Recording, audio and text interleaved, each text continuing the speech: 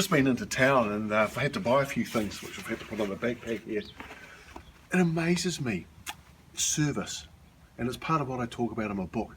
And went into 3 different stores today, and in 2 of them I had really impeccable service. In one of them it was just abysmal, as though the people just didn't want me to be there. So I thought I'd actually pick out 2 thoughts today from the book. One is about service, and the other one from just the family side of things is to talk about mowing the lawns. So come with me and I'll tell you about the service that I had and didn't have.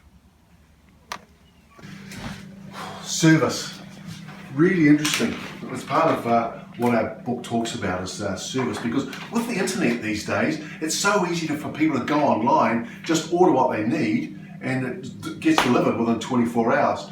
So what we need to do as business owners is to ensure that we're giving the best possible service, and also our employees, our staff, are giving the best possible service. They're not there just to get a paycheck, which sometimes happens. And I was talking with an airline executive recently, and he said the only thing that we've got in our air industry is service. But people don't want to be or feel or treated as other servants.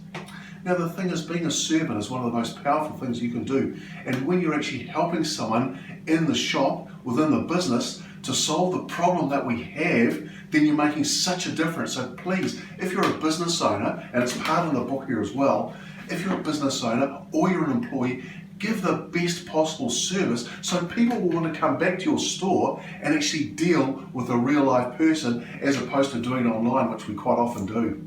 Just the first tip today.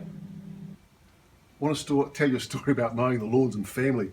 And really interesting that my wife and I, we were going away for the weekend, and Ben, our son, said to us that he'd like to borrow the car because he was dating someone that he was wanting to impress, so he wanted to drive and pick them up. I said to him, yeah, I think that's all right, but here's the deal. You can borrow the car so long as you mow the lawns first. What do you reckon? Ben pondered on this for a minute and thought, yeah, that's a fair enough deal. My wife and I went away for the weekend, came back having had a really great time, and we were met at the door by a very, very grumpy young son.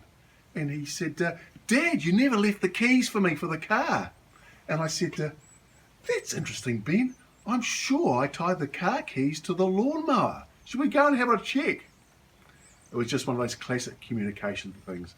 And it's just one of the things in family that is part of the anecdotes in the book here, which I just enjoy sharing. So there you go. Another couple of hints from Family Matters, So Does Business. Now, if you like a copy of this book, please email me somewhere around here, or phone me, text me, and we'll happily send you a free copy of the book. You'll have to pay for postage. That's all. But there's so many little hints and tips to keep your family going and keep the business going. We'd love to share them with you. So if you like that, just have a look somewhere around here and you'll see the email address and the phone number, and get hold of me, and we'll more than happily send out a copy of the book to you.